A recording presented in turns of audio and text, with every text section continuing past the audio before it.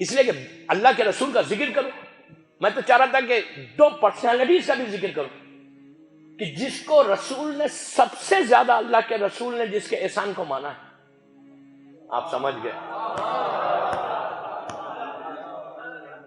ان کا ذکر خالی نام ہی لے لیتا، اگر ان کا ذکر نہ کروں تو اللہ کا رسول راضی بھی نہ. جس کے احسان کو، جس کی وجہ سے رسول مکے میں رہا. کیا بات بولا!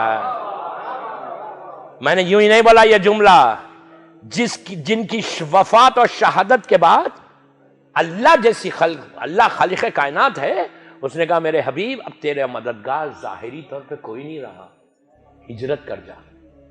وہ دو پرسنالٹیز آپ جانتے وہ کون ہیں؟ ایک علی کے بابا ہے، ایک فاطمہ کی ماں ہے.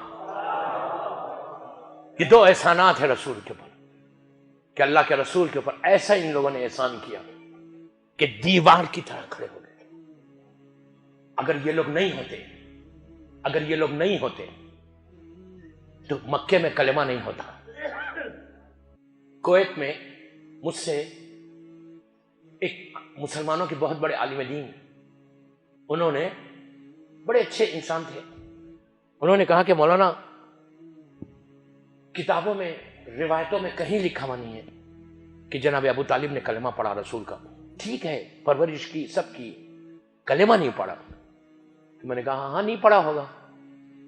تو انہوں نے کہا آپ مانتے نہیں پڑھا؟ میں نے کہا ہاں نہیں پڑھا ہوگا. تو کہا آپ ایکسپٹ کر رہے کہ نہیں پڑھا؟ میں نے کہا نہیں، وہ بیزی تھی اس لیے نہیں پڑھا.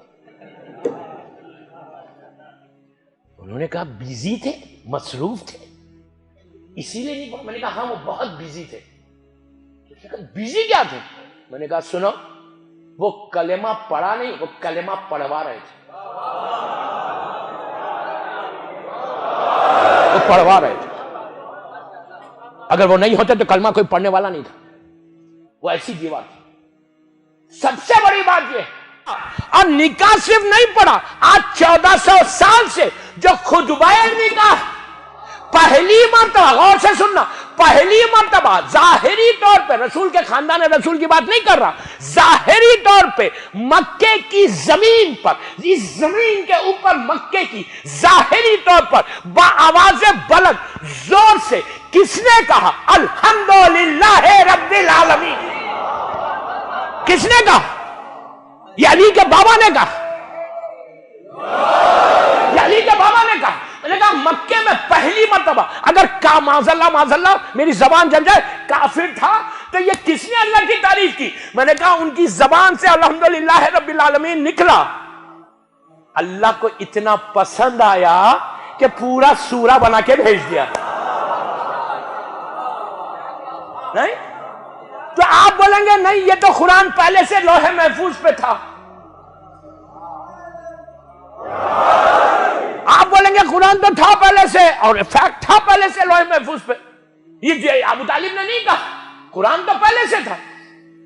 تو اب یہ بھی ماننا پڑے گا کہ ابو طالب زمین پہ بیٹھ کے لوح محفوظ کی تلاوت کر رہا تھا. یہی تو کمال.